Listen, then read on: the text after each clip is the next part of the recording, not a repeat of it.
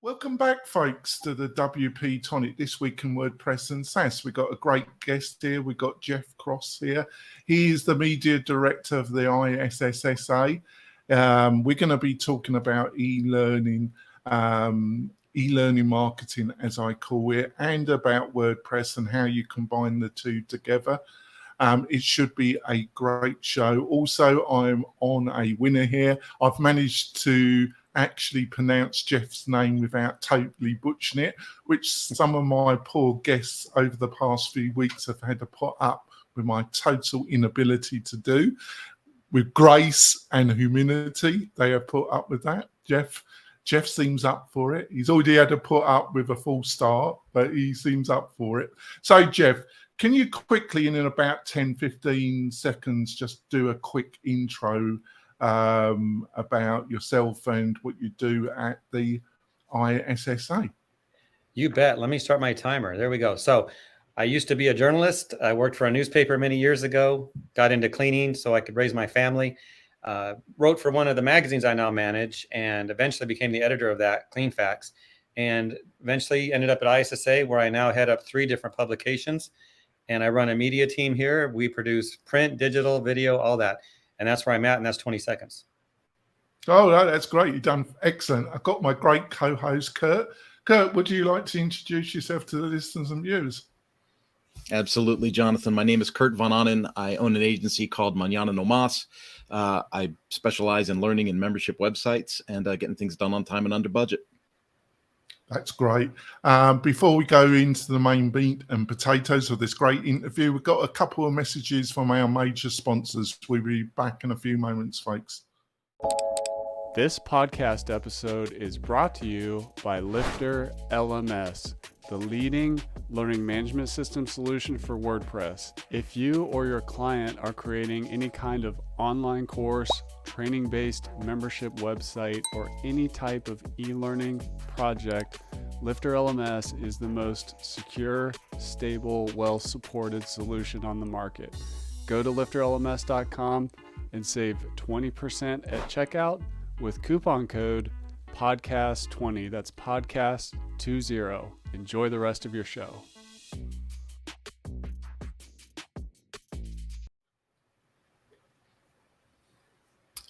We're coming back, folks. I just want to point out we've got some great deals from the sponsors. Plus, we've got a curated list of recommendations of the best WordPress plugins and services for your WordPress website. To get all these goodies, all you have to do is go over to WP-Tonic/deals, WP-Tonic/deals, and you can get the special offers and a list of curated recommendations, so you don't have to roam the internet and waste a whole day trying to find the best solutions for your WordPress powered website. What more could you ask for? So Jeff, so let's go into a bit more detail. So what led you to the ISSA? And I was really impressed with what I consider your training and e-learning marketing activities. You seem to be doing everything right on my list of what people should be doing if they've got an association or they're trying to build an online community. You really seem, I was very impressed with your activities. So what led you to doing all this activity online? And is it, what's been the process basically? Sure. So, I got started many years ago where it was all about print before the internet, back in the day. So my focus was always producing magazines, newspapers and magazines was what I did. Eventually, as time went on, the websites come out, the blogs, the forums, newsletters and all that. And that's really when things got interesting, because that was where we had to broaden our focus on how to bring content to those that need it. So where we're at today and how I got here is through the magazines I worked for, Cleanfax, Clean and Maintenance Management, being acquired by ISSA over the years. And we also have a member magazine called ISSA Today. And it's not print, it's everything. Like you mentioned, Jonathan, we do the digital, the websites, the social media is now a big part of what we do. And my success with everything and with the team is we just look at what is going on in the industry. What are they talking about on LinkedIn, on Facebook, who's saying what on Twitter, and we try to avoid politics, of course. But what is it that people need? What do they want? It's about networking, whether it's face to face. Social networking isn't new. Back in the day, it was over coffee at a diner. That was social networking. Well, now it's electronic mostly, but just listening to the industry. We serve our members first at ISSA. That's our focus, but we're also responsible as a global trade association. So as a voice for the industry. So we represent everyone. And so you'll see on the programs I do, not just ISSA members, but others involved in the industry. So, it's just about what is needed and how can we deliver content to fill that need. So you do a podcast, I'm correct, and you do a lot of interviews and news about the industry on YouTube. Has this been a long learning exercise to find the right content, the right fit for your audience, and what has been some of the stumbling blocks along that journey? Okay. To find the content, it's just about paying attention to what people are talking about. And also that we're very visible. ISSA is in our media team. So people come to us, hey, I've got an idea. And we listen to it and we get a pitch. Sometimes it's about products. And of course, that's a different category. That's not what I do. But if it's about concept, thought leadership, then we talk it out and we create an article, a video, a podcast. So we have different platforms. We do, like I said, the print magazines, my video programming. I don't do a traditional voice only podcast. We do the videos like we're doing today. And then we create also a voice podcast from that as well. So we have Straight Talk, Take 5 with Cleanfax, ISSA Alerts. We have GBAC, a TV, a BioTalk program there. Just so many different ways to reach different segments of the market. But we listen, we watch, we get pitches. People come our way with a great idea and we develop it. And then we see if it works. And what's nice about digital, as you know, is we can track how many views you get, how long they're watching it. Is it a dud or a win? And that'll drive our next topic as well. So a lot of good stuff happening. Everyone wants to know what are the new trends, what's new. Well, it's changing every day. And it's just about taking care of those you serve. Taking care of those for ISSA, our members. Our members, for them, is taking care of their buildings and those that they clean for. Right. Over to you, Kurt. Thanks, Jonathan. Jeff, what do you think would be like some of the commercial challenges that ISSA would face in 2023 and the immediate future? Okay. As any organization has the same challenge, they all have challenges. We have the labor issues, trying to find good help. I think at ISSA, we have a solid team of professionals to serve our members, but challenges would be a little different from traditional companies.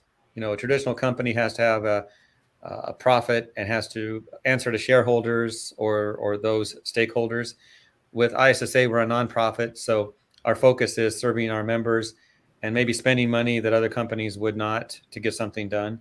But every day is crazy busy. I live by the calendar, and I think all of us at ISSA and the challenges we face is getting it done every day, just because there's so much to do. And we have so many projects, the e-learning projects, the different workshops and seminars and all the events we go to in ISSA Show North America. The challenge is we need clones, and that's not a reality. So we just work hard to get it done.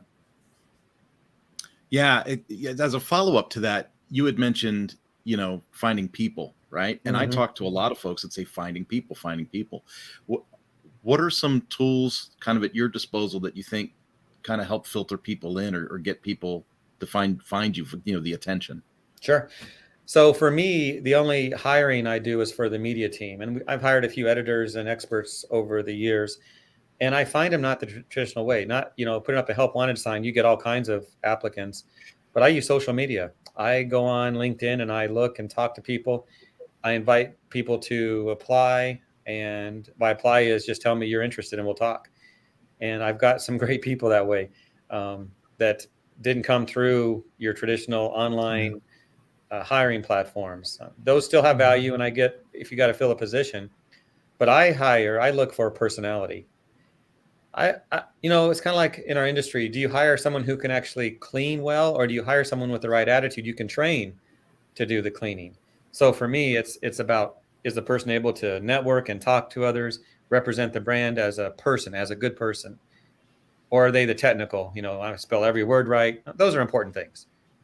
We are editors, we are writers, but to me, more importantly, is what are you like as a person who's going to represent the brand? And so you start looking for people like that, and you find there's some really good applicants out there, and they're looking for a challenge. They're looking for something more than a job.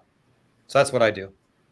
Cool. I kind of like that. It's the second time that you've mentioned using social media socially instead of like a billboard, right? So there's a core message there. Yeah, and like after we're done today, I think I'm connected with Jonathan on LinkedIn. Kurt, I don't know we are, but I'm going to find you, and that's I'm what on I LinkedIn, do. babe. Everyone I work with, if I interview 8 people for an article, I don't need to do it, but I do. I go on LinkedIn and I connect, and it's a network. To me, LinkedIn is a great resource for business. And of course, we do Twitter and Facebook and TikTok. No, I don't do TikTok, but I have a young editor who's smart that does that for us. Yeah. Cool. Jonathan, can I toss it back to you? Yeah, sure. Just a quick, before I go on to the next question, would I be right in also saying, Jeff, obviously it's a non-commercial association, so to some extent it's driven by subscriptions. So obviously it looks like we're entering a more difficult business cycle in the next couple of years.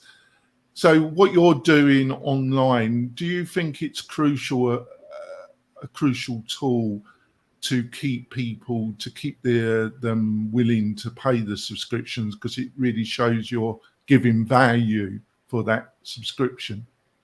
Absolutely. Any association has members, and they pay an annual fee or some type of fee to be involved. Every industry has them. And for us, we are the one for the cleaning industry. And so we have to add value. We are always talking about what can we give members, what can we give them more of, or new products. And from my department, media, it's about content, videos. People get those as far as being part of the industry, but as members, they get priority. So we try to focus on our members first. But yeah, it's always a challenge to keep giving more and coming up with good ideas, but that's our focus. And with everything ISSA offers, there's so much for everyone, from HR benefits to medical to the e-learning products, the value of clean platform we have. All those things add up to, it's more than a yearly payment. To belong to a trade association, almost every industry, unless maybe you're a doctor or a lawyer, is very inexpensive. It's more about what you get than what you pay. Right. So it's kind of linked. So obviously we have a focus on WordPress. Our audience are developers, implementers, designers, entrepreneurs. I do another podcast that's about membership and about e-learning and learning management systems. So we've got a very diverse audience, but they all make their living online, basically. So how important, first of all, do you kind of recognize the concept? I'm not sure I've made it up, or I'm sure I heard it from some other people. I'm a terrible copier, Jeff. So e-learning marketing, maybe, do you identify that statement, and maybe you can see what in your mind, what is e-learning marketing? Only a small question. And the second question, obviously there's a lot of SaaS platforms aimed at associations. There's a lot of choices about what your main digital contact platform. You utilize WordPress. I'm just interested in what do you see as the benefits of utilizing WordPress compared to some of the SaaS aimed platforms, specifically aimed at associations? So only 2 small questions, Jeff. Yeah, that's a long one there. Let me think. So as far as e-learning, with I'm not involved or in charge of some of the e-learning that we do at ISSA. We have another department, an education department for that. If you go to ISSA.com, there's an online learning center that has everything there for members and non-members, to some of it included with membership. Yeah, I kind of see it as an overlap. I see your activity is that you're the public face that kind of shows what the kind of e-learning you kind of offer, that kind of induces them into the more structured e-learning. Am I on the right track there? You are. I was going to mention next that with what I do with media is we provide content. E-learning is just about finding content online, like newspapers. I get print subscriptions delivered to my driveway, and my friends think I'm crazy, but I do like some things in print to open it up and look and hold. But I also do the electronic versions. E-learning to me is anything you learn online or electronically. Think of books and books we read now. It's all about Kindle, and I don't buy books anymore, but I do that. But for our ISSA members, the e-learning is important, whether it's a full workshop, several days of learning online, or maybe it's doing an online course of some kind. But for media, we provide electronic products that are part of this, that are provided to the industry, whether it's video or podcast or something digital, as far as a newsletter. To your second part of your question, we use WordPress for everything. We're a WordPress platform company. I think everything we do at ISSA is, as far as I know, is WordPress. Don't ask me to build a site or know how to fix anything, but I do know how to publish on WordPress, and we have experts that do that. So we just rebranded one site for Cleanfax. It's a WordPress site. I don't know what it'd be like with a different type of platform, but it made it easy to do. And it seems like all of our young, smart editors, they feel good in that platform. So I'm all for that. SAS, don't ask me about that. I couldn't really talk about that too much. But I do know we have a platform for our association that deals with membership and all the moving parts with that. But there is a lot of choice, for the more marketing oriented. You could look at Wix, you could look at Squarespace. Mm-hmm. Why do you stay? Is it driven by just the popularity of WordPress? Because you said your editors are comfortable, but is there an element of you've got more ownership, more control over your own content? Does that appeal to you? That is a big deal for us, and that is part of it. And the fact that it works well with so many different platforms as well just seems to be the go-to for us. Right. We're going to go for our break. Jeff's been very patient with me. He seems a very patient individual. We will be back in a few seconds, folks. Back.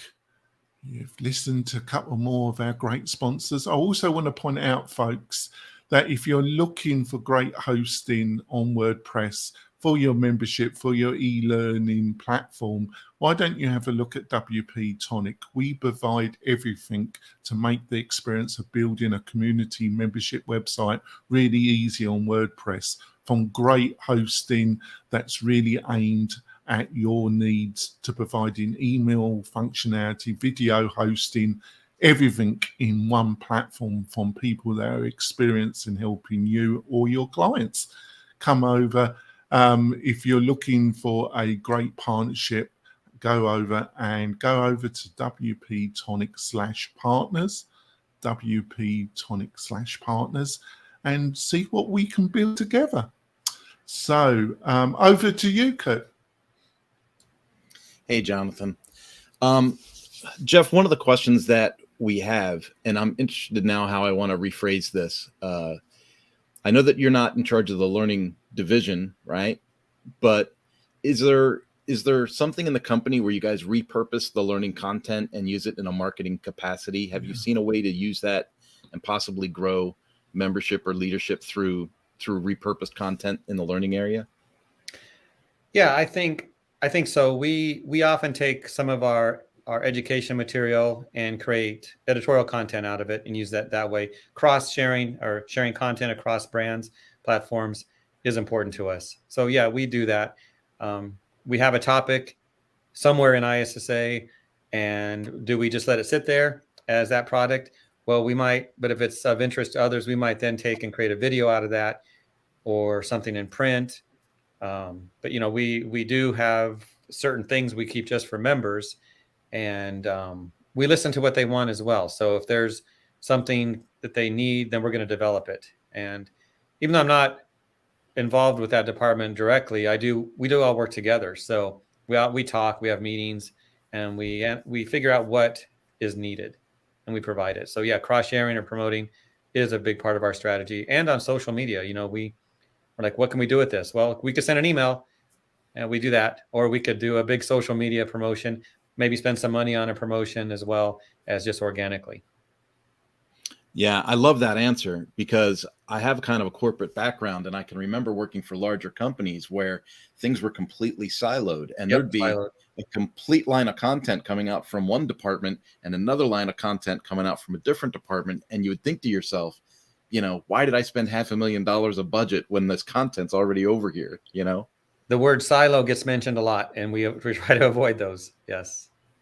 Excellent. Jonathan? So it's kind of follow-through question. Obviously, you have a budget. You're responsible as head of media for the association.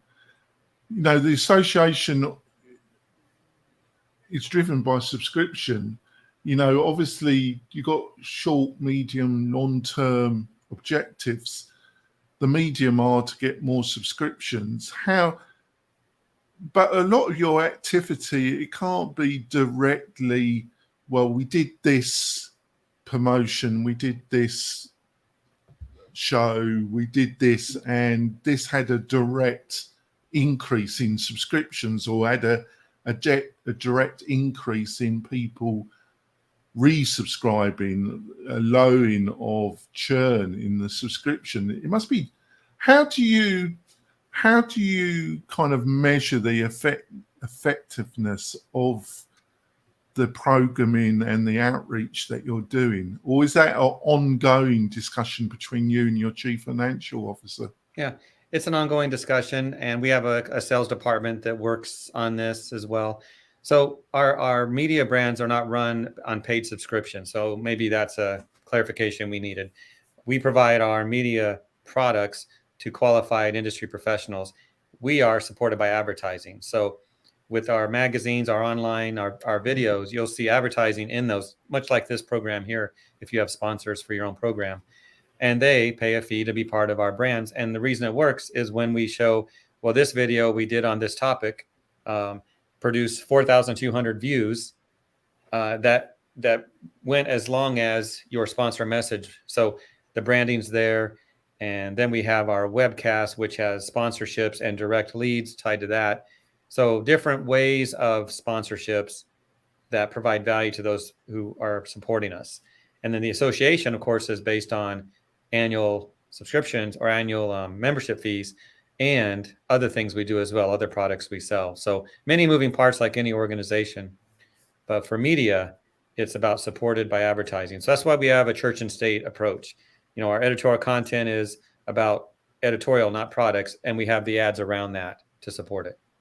So that's a really good combination, isn't it? Mm-hmm. Because that kind of eases some of the pressure from the subscription side, doesn't it? Because it's a lot of the finance of what you do is coming from your sponsorship. Is it very difficult to get the right sponsorship partners, though, that got the right attitude towards it all?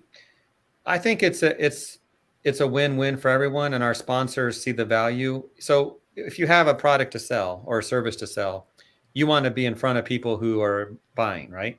And that's our audience. So we qualify our subscribers. They're business owners, managers who are purchasing products that the sponsors are selling. And so if you have some of our videos have done very well. We've had 8, 10, 20,000 views on some of them.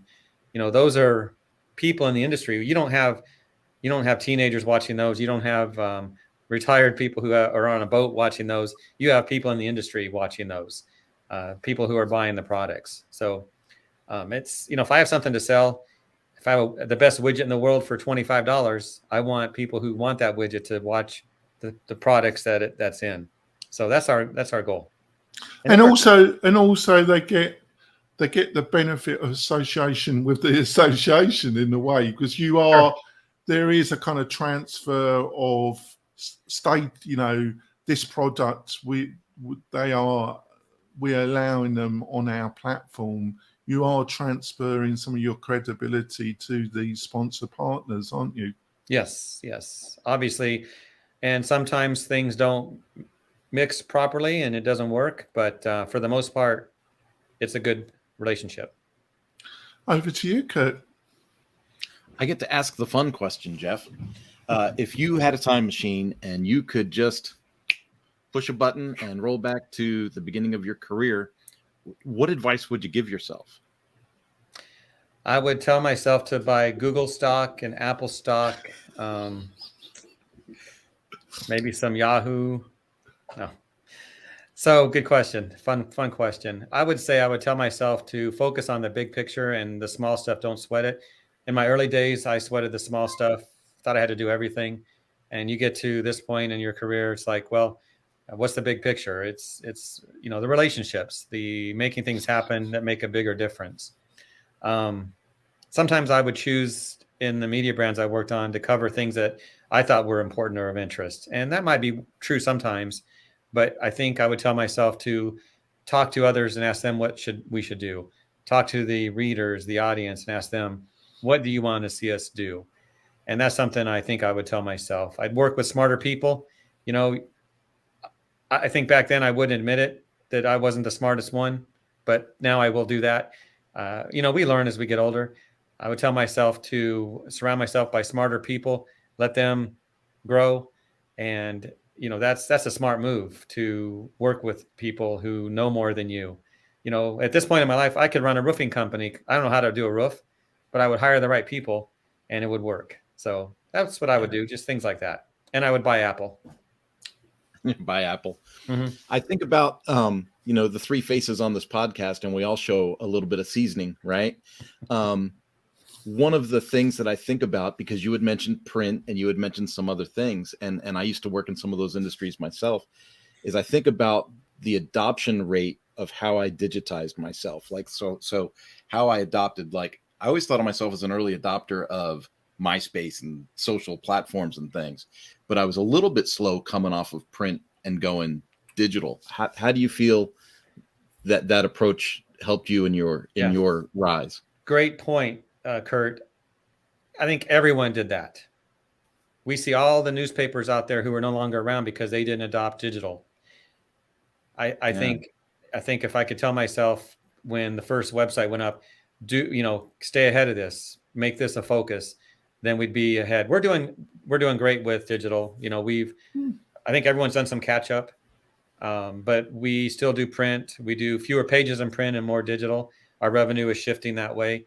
But it's something that you see these newspapers going out of business now, and some are not. Some are doing the subscription digital model, like where I live here in Columbus, Ohio, the Dispatch.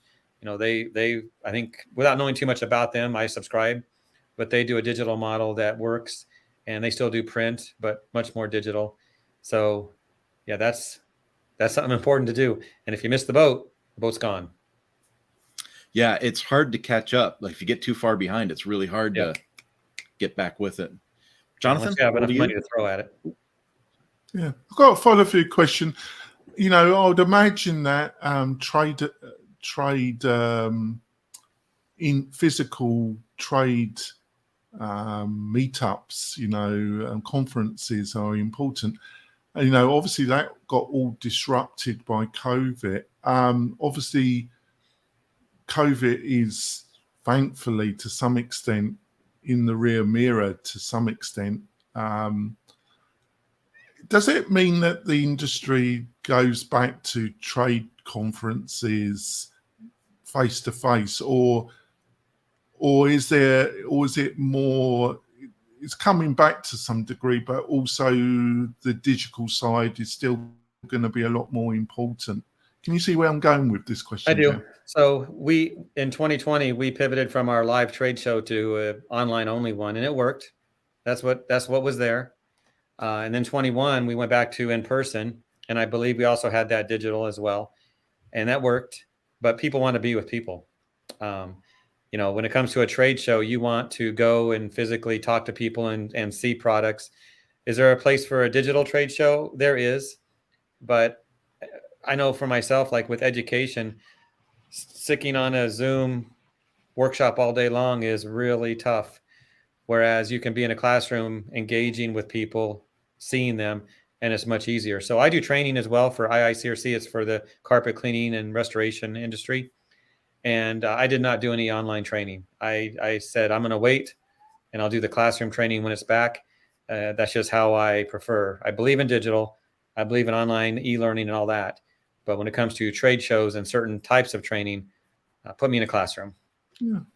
Yeah, I agree with you there. So what are, when it comes to marketing and e-learning marketing, and what are some of the websites, online resources, persons, maybe you can name a few people that you know what I mean. There's certain people you see if they're being interviewed on YouTube, or they've got article, or they've got something. If you're spend a couple minutes and you give it a read, or you look at the video, that type of thing, Jeff. Yeah, so I do spend a lot of time on social and looking at articles and videos there, and YouTube as well, whatever catches your attention. I look at things as how can I get an idea for my brands from that.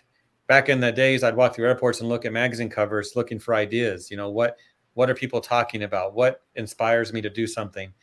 Today, it's more, what do I see online with articles?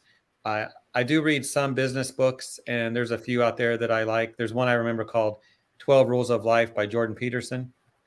Fantastic book. So many others out there, but I read to see what can I do different or better. That's my focus. Unless I'm reading a John Grisham book, then it's to enjoy a good story. Like I mentioned, I get newspapers and magazines. I receive a magazine called The Week. It's very short, concise, small bites of information. We're all too busy to spend a lot of time on large content pieces. When I look at a video and it's 20, 30 minutes, that's an investment. Whereas if it's 2 or 3 or 4, then it's more of I can do that. And I struggle with keeping things short on the video side myself. It's very tough to do. But stay current, stay educated. Education in the classroom is one thing, but seeing what's going on around you and looking at social. I'm not talking about the silly stuff, we see on social media, but what can we learn from our peers? What are they doing? What are they talking about? What issues are they presenting? And that's where I spend my time. That's great, Jeff. So, Jeff, what's the best way people can find out more about you, what you're up to online, basically, Jeff? Easiest way is our ISSA.com website. There's a media tab there, and you can see all of our brands, our podcasts, our videos. My email is jeffcross@ISSA.com. Very simple. It's my name at ISSA.com. I'm responsive. I will answer questions. My cell phone number is in all our publications. So, I get a lot of spam calls as well. But I want to be available to the industry. And if anyone has a great idea that they think could be part of our programming, just drop me an email, text me, or call me, and we'll talk. But ISSA.com is where you start for everything we've got. Yeah, and I want to say, folks, if you want to see organisation that's utilising e-learning on WordPress in a really effective way for their niche industry, really follow what Jeff's doing, because I was really impressed with the volume and the strategy that Jeff is utilising. That's why I asked him on the show, because I was really impressed. So, Kirk, how can people really find out more about you and what you're up to? Well, just follow Jeff's lead, man. I am on LinkedIn. I'm the only Kurt Von Onen, which makes me easy to find on LinkedIn. You type that in, I'm the only one there. So Kurt Von Onen is it. Also, anything that is Mañana No Mas online typically belongs to me. That's really well branded. MañanaNoMas.com. All right. And I just want to point out, we've got our roundtable show next week, folks. We've got join us at around 8:30 Pacific Standard Time live. We've got a really impressive panel. We've got Jason, the founder of WP Engine. Hopefully we've got Jonathan World, who's just been the director of Gutenberg with WordPress.com. We've got Kirk, and we've got the regular panel as well. It should be a great round table show. We'll see you next week. Have a great week, folks. See you soon. Bye.